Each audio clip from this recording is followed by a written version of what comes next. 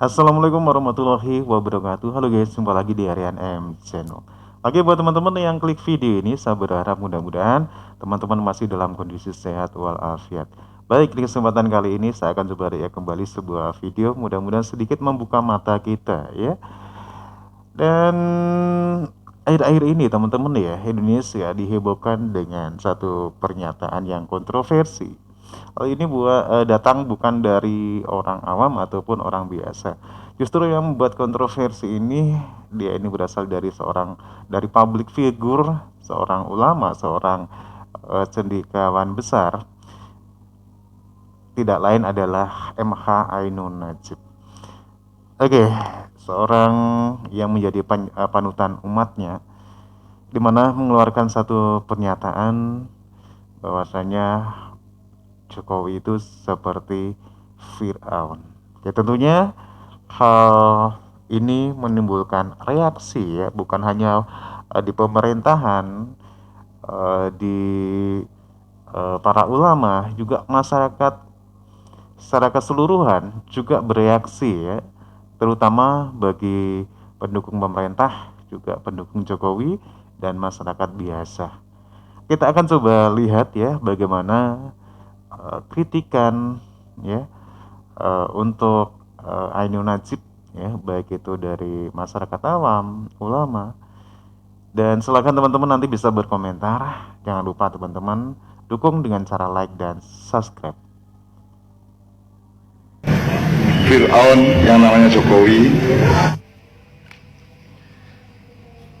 Sampai nopo gak kroso omonganmu kaya ngono iki ora gelem nglarani wong siji. Ora gelem nglarani sing wong mbok benci. Kuwi nglarani wong sak Indonesia khususnya sing mendukung penuh kinerjanya Pak Jokowi.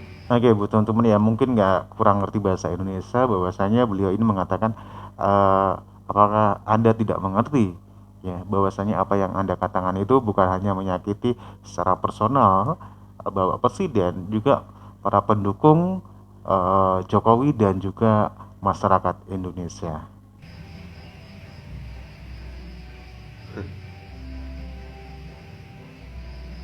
Mikir ora ta jane ngomong ngono kuwi suwi. Kesambet. Rasa ngaku-ngaku sambet lah. Wong sing salah sampeyan kok nyalahne setan, nyalahne iblis. Nabi Adam ae duduk ning sangka surga ora nyalahne iblis, meskipun gara-gara iblis dia di gua ning dunya.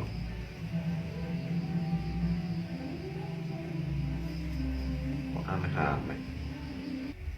Apa bedane sampean karo sing biasane teriak takbir Allahu Akbar, Allahu Akbar, kafir, kafir. Apa bedane karo kuwi saiki sampe? Iki sing mbok rasane saiki. Sause viral ini. Njaluk ngapura. Njaluk ngapura ya sing gentleman ngomong karo Pak Jokowi. Teko langsung syukur teko langsung ning istana. Lah njaluk ngapura klarifikasi ning media sosial lek ora jelas. Njaluk ngapura karo Gusti Allah, oke lah, oke. Tapi salahmu karo sapa? Salahmu karo Pak Jokowi kok njaluk ngapura karo Gusti Allah. Gusti Allah arep ngapura nek wong sing mbok larani iki wis gelem ngapura. Kurane soal jengkel. Salam waras. Assalamualaikum. Iya ngene Kang, aku ngarani kaya Cak Non iki apa ya, wong keminter. Wong keminter sik demen gunggungan, demen diwah wong. Seolah-olah solusi seluruh negara, seluruh dunia menguasai dia. Simaan nang semua ceramah. Apa-apa iku kudu sowan dhek baru masalah selesai. Tapi dhek didadekne apa-apa ora gelem. Oh iya, iya. Ya angel to. Jadi ya sekelas Soeharto pernah ngundang jaluki saran.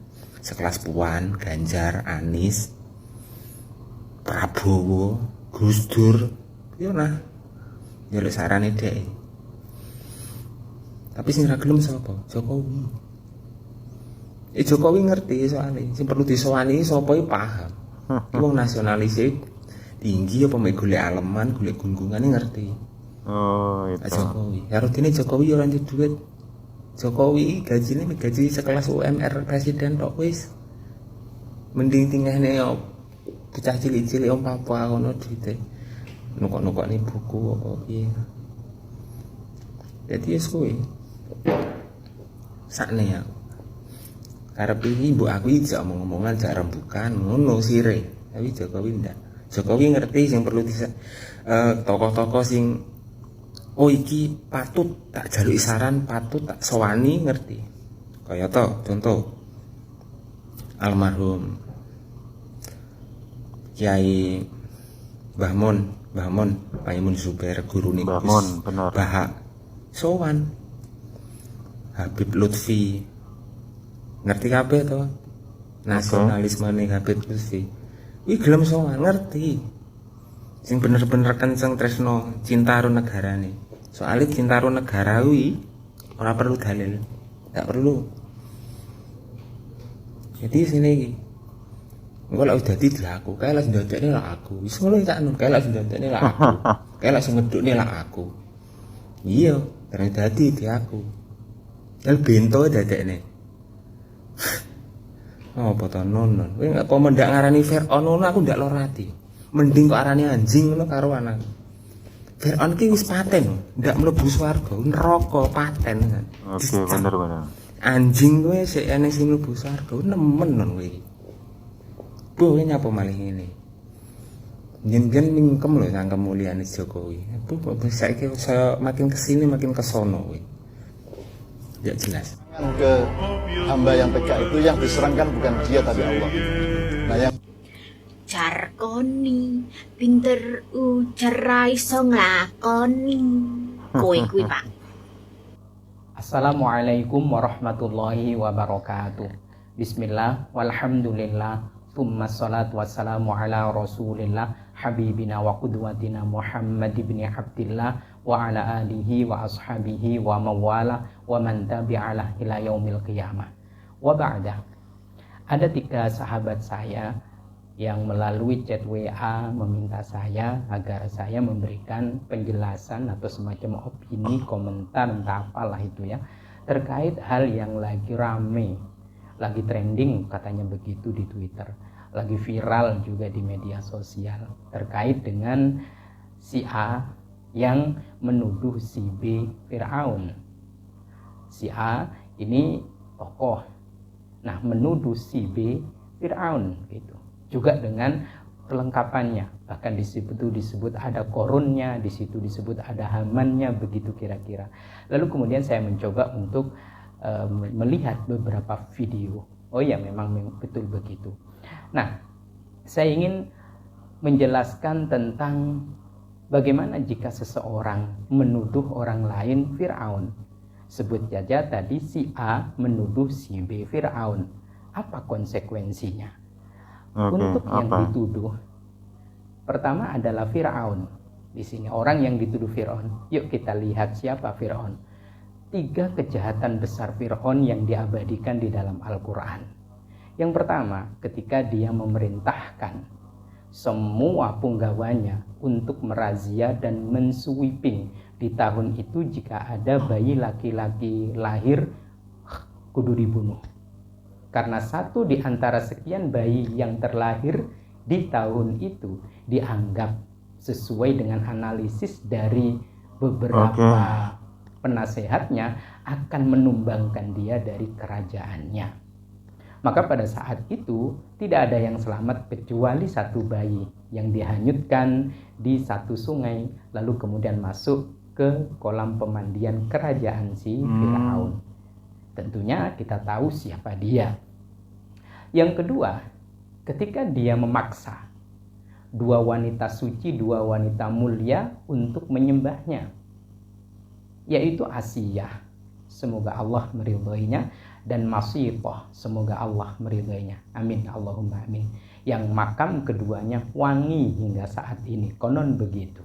Ketika keduanya menolak untuk menyembah Firaun, maka disiksa dan dieksekusi, meregang nyawa di tangan Firaun, kedua wanita mulia itu. Dan puncak kejahatan Firaun adalah ketika dia mentasbihkan diri, mengkampanyekan diri sebagai pesaing Allah, kompetitor Allah Subhanahu wa taala dalam menjadi Tuhan. Ya, kita lihat adakah 3 dosa besar ini pada orang yang dituduh Fir'aun maksud saya. Kalau tidak ada kejahatan 3 besar ini, kayaknya nggak pantas disebut Fir'aun. Kalau sekedar bangun-membangun, tentu bukan hanya Fir'aun. Kemudian yang kedua, bagaimana terkait orang yang menuduh? Orang yang menuduh, pertama berarti dia memposisikan diri sebagai Musa kekinian. Kalau yang dituduh itu dianggap Fir'aun kekinian, berarti beliau atau dia menganggap dirinya adalah Musa kekinian. Menganggap ya maksudnya. Konsekuensinya apa? Konsekuensinya adalah kalau dia tidak menyatakan dirinya Nabi setelah Nabi Muhammad, mudah-mudahan tidak sampai seperti itu. Kalau terjadi seperti itu ya fatal lah. Ya berarti dia sekedar menuduh tuduhan kosong saja. Bahwa seorang nabi itu punya sifat maksum, tidak punya keterplesetan ucap dalam berkata-kata, tidak ada keterplesetan tindakan dalam berbuat, karena maksum oleh Allah Subhanahu wa taala, dijaga dan terus dijaga tidak melakukan dosa. Kita lihat yang nuduh apa seperti itu. Apakah maksum? Wallahu a'lam. Yang kedua, Allah Subhanahu wa taala tidak mengajarkan kepada Nabi Musa alaihi salam ketika mendakwahi Fir'aun kecuali untuk mendatangi. Idhab ila fir'auna, begitu disebut di dalam surat Thaha. Persisnya ada ayat yang lain ketika Nabi Musa didampingi Nabi Harun alaihissalam untuk mendakwahi Fir'aun di surat Thaha ayat 43, jelas idhaba ila fir'auna, Musa Harun datangi Fir'aun. Kalau memang Fir'aun itu salah, datangi. Artinya apa? Kalau beliau yang menuduh Fir'aun itu memang yang dituduh itu ada kesalahan, jangan ngomong di depan publik, datangi. Karena ayatnya mengatakan datangi. Karena sudah mentasbihkan diri sebagai Musa kekinian, harusnya meniru etika dan akhlak atau adab Musa. Apa? Jangan ngomong di depan publik. Di mana ngomong? Idhaba, datangi. Didatangi. Lalu kemudian bagaimana? Yang ketiga, bicaranya pun diatur. Faqula lahu qawlan layyinan. Begitu datang di hadapan Fir'aun, Musa dan Harun, ngomonglah, bicaralah dengan kata-kata dan kalimat yang lembut. Qawlan layyinan, tidak dengan emosi. Tidak dengan ekspresi yang nampaknya marah, tidak didorong oleh nafsunya. Faqula qaulan layyinan. Musa, Harun, berkatalah kepada Fir'aun itu dengan perkataan yang baik. Nah, kalau beliau yang menuduh seseorang sebagai Fir'aun kekinian, maka Musa kekiniannya ya si penuduh itu mestinya datang dan ngomong dengan lemah lembut. Karena apa? Tujuannya la'allahu yatadzakkaru au yakhsha. Mudah-mudahan dia sadar si Fir'aun itu dan dia punya rasa takut kepada Allah. Harapannya adalah Fir'aun sadar dan dia ada rasa takut kepada Allah, tidak lagi membunuh seenaknya, tidak lagi menganiaya seenaknya, dan juga tidak ngaku-ngaku jadi pesaing Allah Subhanahu wa taala dalam bertuhan, saudaraku. Nah, kalau disampaikannya itu di depan publik, tidak mendatangi, saya kira jauh dari kata sadar dan juga memberikan efek rasa takut kepada Allah. Kenapa? Karena yang ngomong sudah tidak memakai adabnya Nabi Musa. Tidak datang, tidak ngomong dengan lembut. Ini kalau memang yang menuduh itu ngaku memposisikan diri sebagai Nabi Musa. Harusnya beradab seperti adabnya Nabi Oke, demikian tadi teman-teman ya. Satu kritikan, satu opini, satu pendapat, juga satu bully kepada seorang public figure, seorang tokoh besar, cendekiawan besar, dan seorang ulama yang menjadi panutan umat.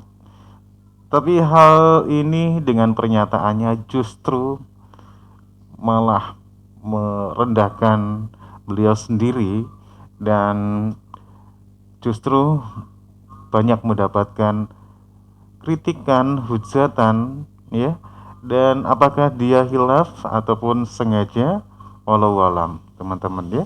Hanya beliau MH Bapak MH Ainun Najib yang tahu, ya. Dan menurut kalian gimana teman-teman ya? Silahkan teman-teman bisa berkomentar. Dan tentunya hal ini juga bisa merasakan rakyat Indonesia juga. Silahkan bisa berkomentar. Jangan lupa teman-teman bisa like dan subscribe.